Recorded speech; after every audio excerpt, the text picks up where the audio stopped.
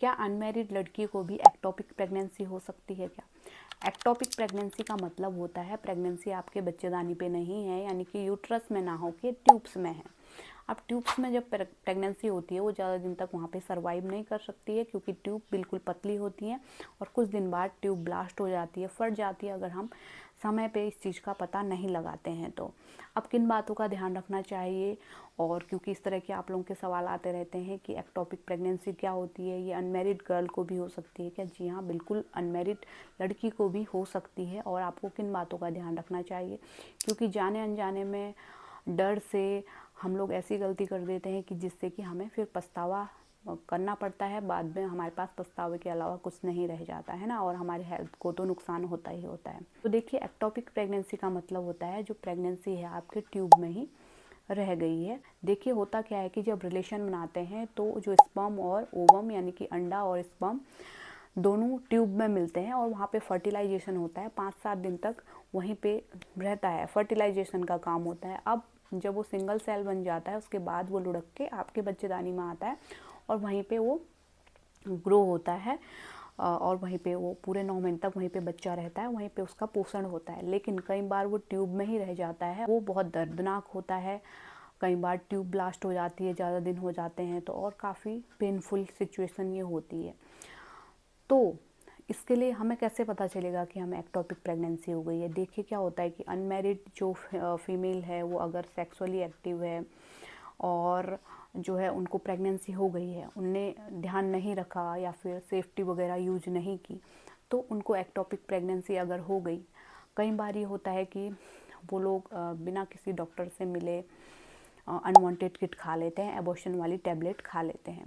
अब होता क्या है कि अगर आपको एक्टोपिक प्रेगनेंसी रही होगी तो जो प्रेगनेंसी है वो टर्मिनेट नहीं होगी, क्योंकि जो टैबलेट होती हैं एबॉर्शन की वो केवल बच्चेदानी में जब बच्चा होता है तो ही उसे टर्मिनेट करती हैं। अगर आपके ट्यूब में बच्चा है, एक्टोपिक प्रेगनेंसी है, तो वो टैबलेट काम नहीं करेंगी और आपको अंदरूनी ब्लीडिंग चलती रहेगी, है ना। कई बार तो काफ़ी ब्लड लॉस हो जाता है, बेहोशी की कंडीशन हो जाती है, इमरजेंसी में हॉस्पिटल भागना पड़ता है। तो ये सिचुएशन भी फीमेल के साथ हो जाती है। तो इसलिए कभी भी, पहले बात तो आप जब रिलेशन बना रहे हैं तो सेफ्टी का यूज कीजिए, आपके हेल्थ के लिए भी आगे चल के नुकसान नहीं होगा। दूसरा, अगर अनवांटेड प्रेगनेंसी लग भी गई है और आप इसे टर्मिनेट करना चाह रहे हैं तो डॉक्टर के राय के अकॉर्डिंग ही आप चलें। जिस तरीके से डॉक्टर बोलते हैं उसी तरीके से दवाइयाँ लें। होता क्या है कि अल्ट्रासाउंड नहीं कराते हैं एबॉर्शन की टैबलेट लेने से पहले, क्योंकि अल्ट्रासाउंड में पता चल जाता है आपका जो बच्चा है वो ट्यूब में है या फिर यूट्रस में है ना। अगर ट्यूब में होगा तो उसके लिए अलग प्रोसीजर होगा।